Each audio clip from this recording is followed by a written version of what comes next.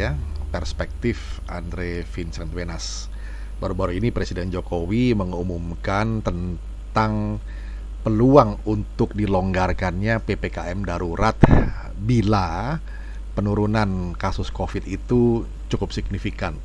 Jadi tanggal 25 akan dievaluasi dan kalau turun tanggal 26 akan dilonggarkan. Nah, ini ada tanggapan sedikit atau review tentang fenomena ini. Saya menulis artikelnya berjudul "Jangan sia-siakan pengorbanan kita selama PPKM darurat".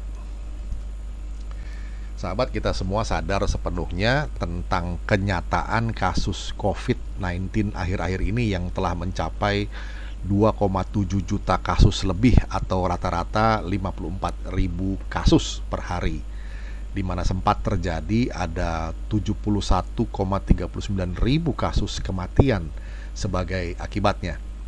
Nah, ini artinya 1.205 kasus kematian per hari. Nah, saudara, sahabat kita pun jatuh bergelimpangan dan ini rekor tertinggi selama pandemi.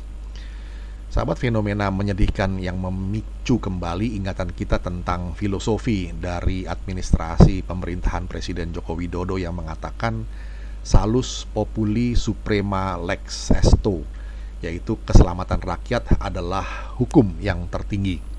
Maka kita paham kalau beliau pun terpaksa mengambil keputusan berat dan akhirnya mesti bertindak tegas. Walaupun itu dirasa menyakitkan dan pahit, namun toh perlu demi menyelamatkan rakyatnya sendiri. PPKM darurat pun diberlakukan sebelum hal yang jauh lebih buruk terjadi pada bangsa ini. Lalu apakah pemerintah membiarkan rakyatnya begitu saja? Tidak, sama sekali tidak tentunya. Apa buktinya? Buktinya nyata sekali. Faktanya pemerintah telah hadir dalam bentuk pertolongan pertama pada keterdesakan atau P3K rakyat. Dana APBN digelontorkan lagi dan lagi untuk menolong mereka semasa kesusahan akibat pandemi yang mondial ini. Mereka itu adalah yang ada di 4 desil terbawah lapisan masyarakat. Sahabat, baru saja lewat Menteri Keuangan Sri Mulyani Indrawati, pemerintah mengumumkan peningkatan dukungan kepada masyarakat serta usaha kecil.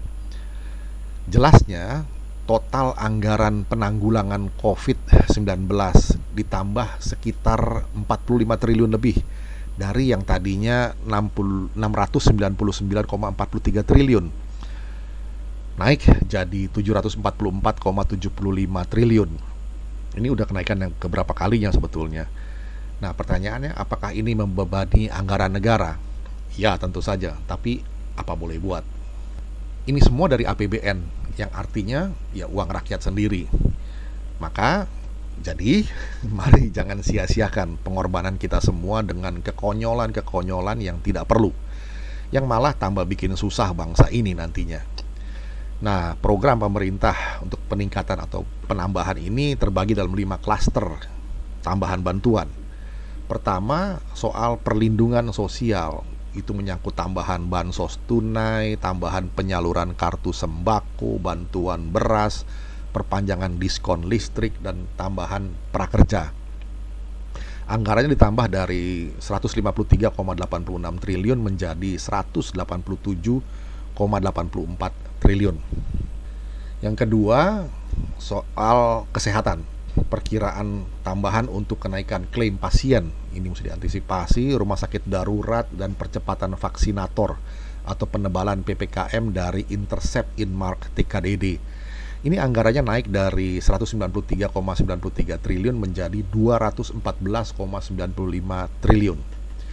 Yang ketiga, insentif usaha menyangkut angsuran PPh 25, tarif PPh badan, PPh final UMKM, PPNBM kendaraan bermotor, dan PPN perumahan DTP, dan sebagainya. Anggarannya dipertahankan pada kisaran 62,83 triliun rupiah. Yang keempat, dukungan kepada UMKM dan korporasi berupa tambahan pembebasan rekening minimum sampai dengan Desember dan penurunan perkiraan penempatan dana.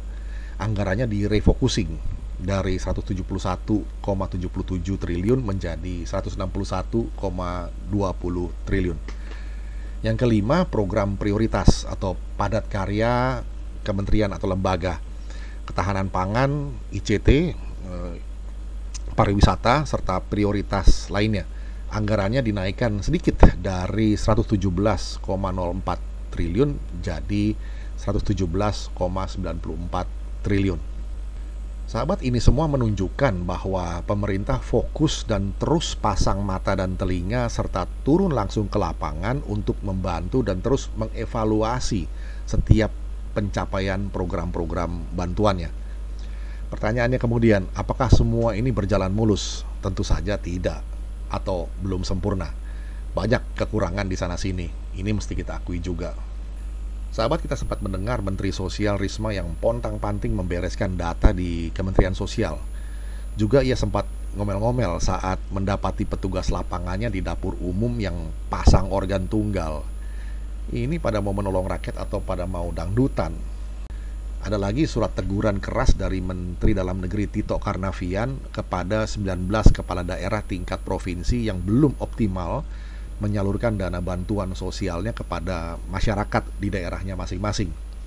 Menurut catatan Kementerian Keuangan, ada 25,46 triliun dana transfer umum atau DTU di daerah yang mesti segera disalurkan untuk meringankan kesusahan rakyat. Itu ada daftar 19 provinsinya di samping.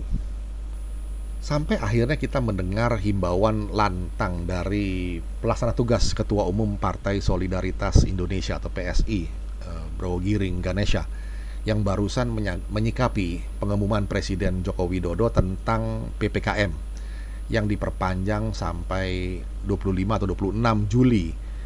Ini hal yang sangat serius.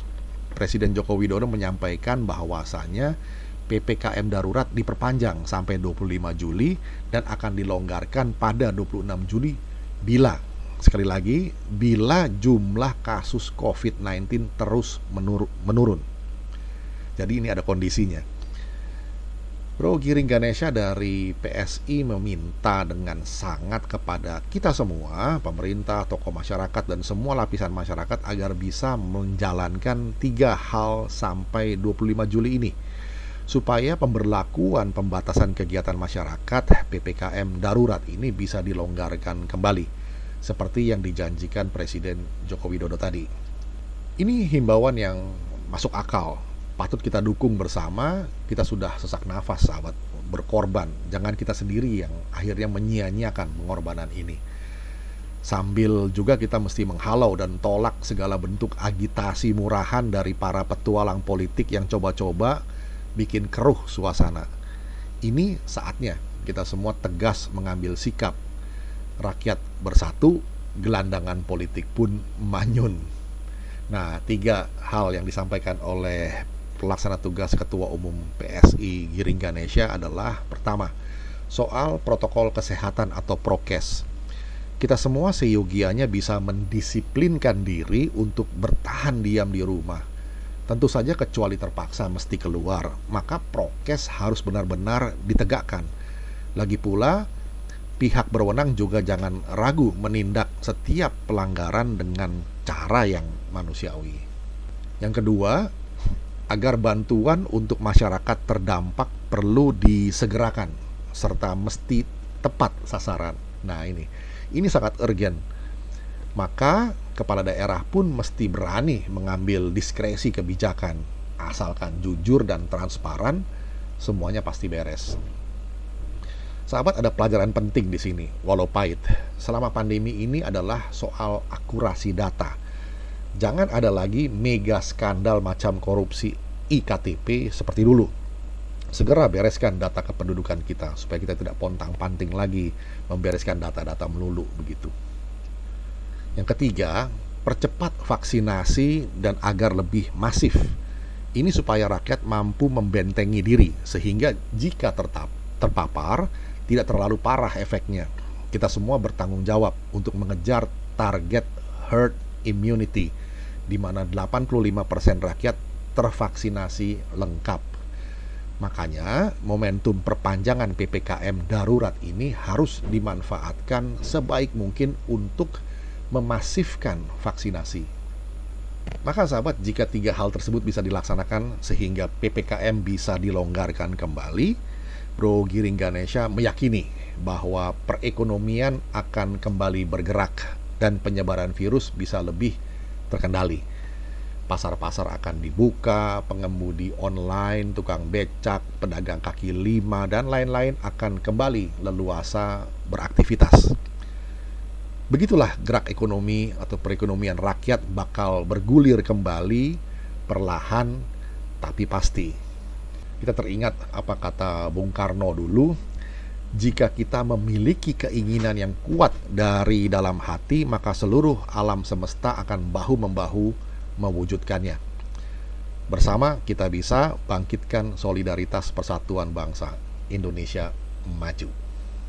Demikian sahabat, catatan ringan saya tentang perpanjangan waktu PPKM darurat dari Presiden Jokowi, pengumumannya, dan sikap yang disampaikan oleh Bro Giring Ganesha dari PSI yang perlu kita tanggapi dengan positif dan serius. Kita jumpa lagi di session berikutnya. Terima kasih.